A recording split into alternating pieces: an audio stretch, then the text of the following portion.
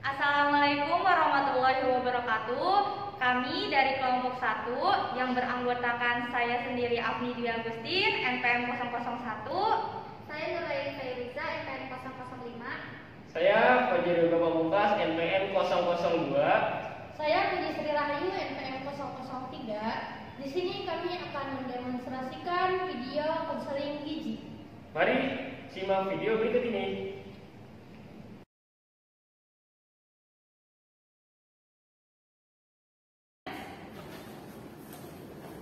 Permisi Pak. Ya, Mbak.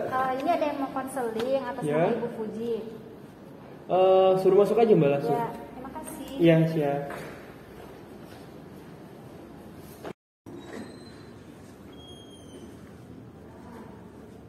Atas nama Ibu Puji. Ya, saya. Mari Bu, ikut saya. Ya.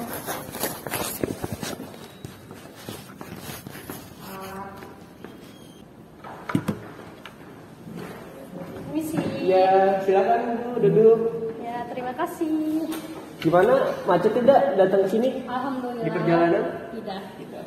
Ibu datang sendiri atau diantar sama keluarga? Oh, saya kesini sendiri. Sendiri. Ya. Saya kira ada yang nunggu di luar. Tidak. Sendiri. Oke, sebelumnya dengan Ibu Puji. Ya, betul. Oke. Sebelumnya perkenalkan saya Yoga, saya ahli gizi yang bertugas di Rumah Sakit Setia Kasih. Di sini saya akan membantu Ibu mencari alternatif penyelesaian masalah yang Ibu alami. Ya. Sebelumnya izinkan saya untuk mencatat ya Bu. Ya, silakan Pak. Untuk informasi, data dan apa yang Ibu sampaikan nanti akan saya catat. Mohon izin ya Bu. Ya. Oke, sebelumnya di sini saya akan memberitahukan waktu konseling yang akan kita lakukan pada hari ini. Waktu konseling itu selama 30 menit.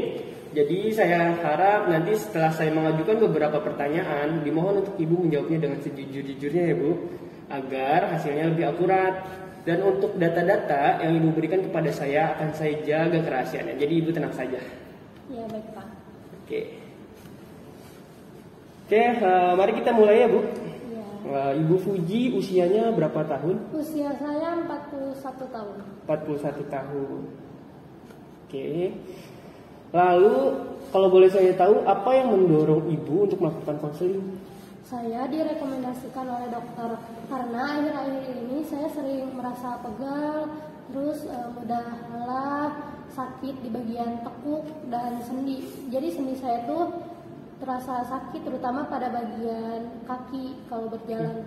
Oh, berarti sendi di tekuknya yang sakit ya Bu? Iya Pak. Berarti tadi Ibu atas rekomendasi dokter ya? Iya. Apakah Ibu melakukan pemeriksaan laboratorium sebelumnya? Iya, ada Pak. Oh, ada. Oke, saya terima ya Bu. Iya. Oke. Apakah sebelumnya Ibu sudah melakukan pengukuran berat badan dan tinggi badan? Iya, sudah. Sudah. Kapan Bu melakukannya? Terakhir 2 hari yang lalu. 2 hari yang lalu. Ya. Hasilnya? Bagaimana? Berat badan saya 110 10. dan tinggi badan saya 158. 158. Saya ulang ya Bu, untuk berat badannya itu 110, tingginya itu 158. Ya.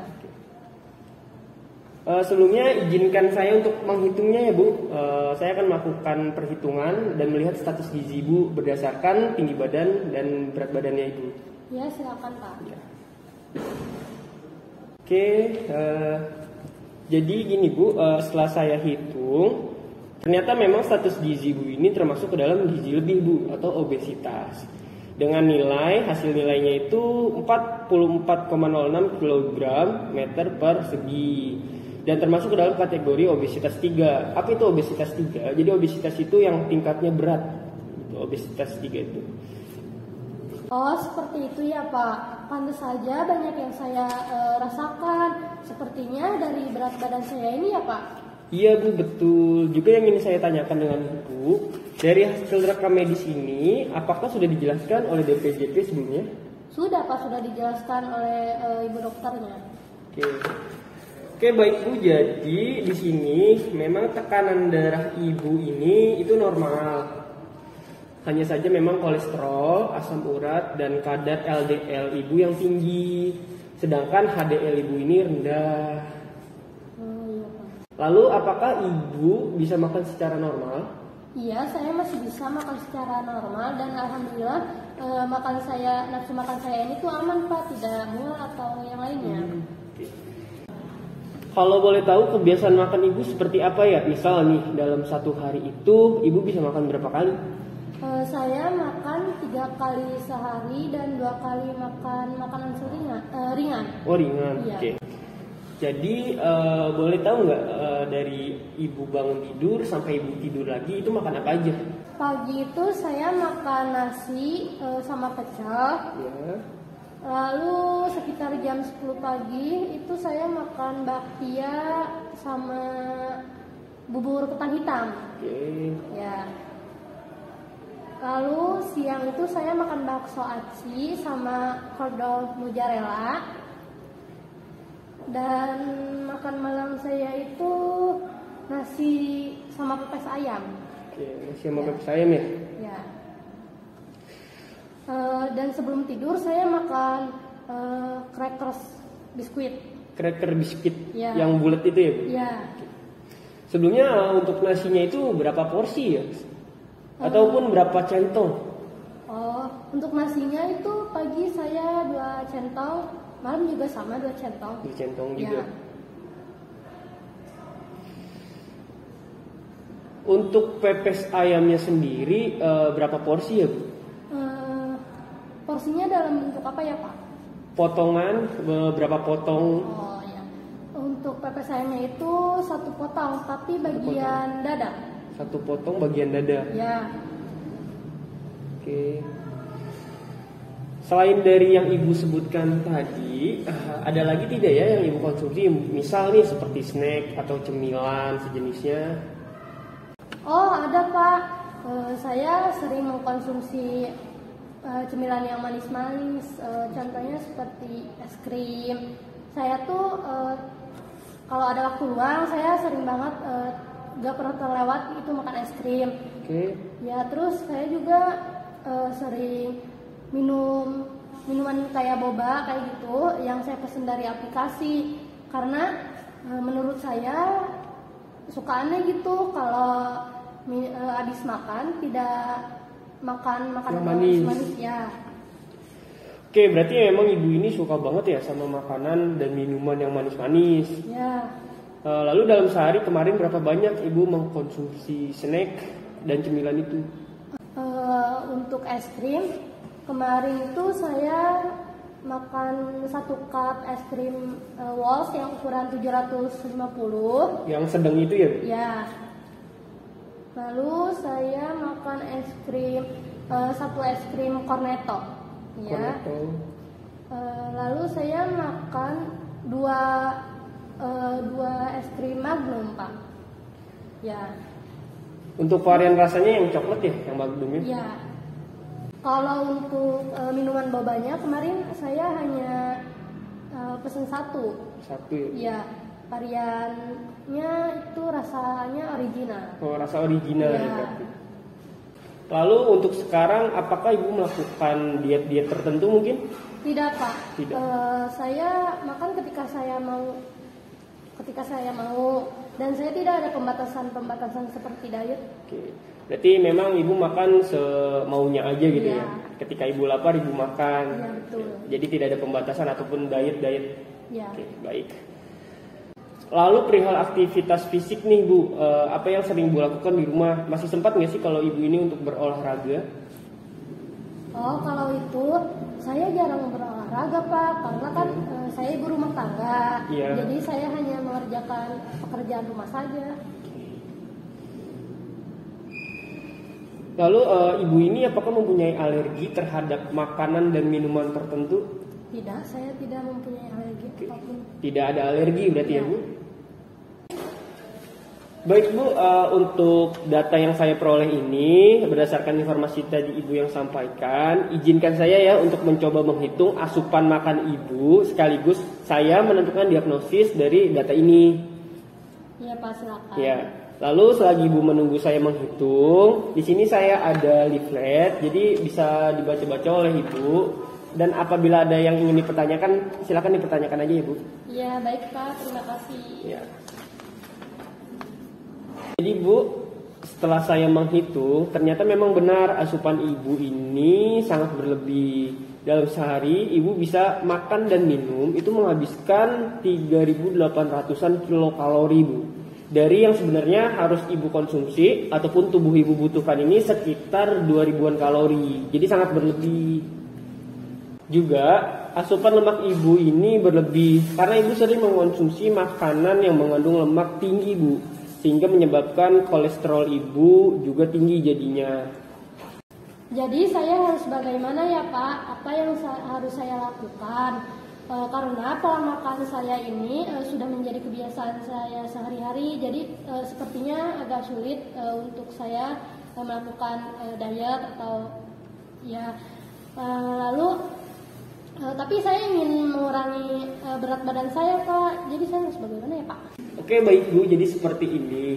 Untuk susah atau tidaknya Ibu untuk menjalankan pola konsumsi yang baru dalam menurunkan berat badan Ibu ini, kita coba secara bertahap dulu ya Bu.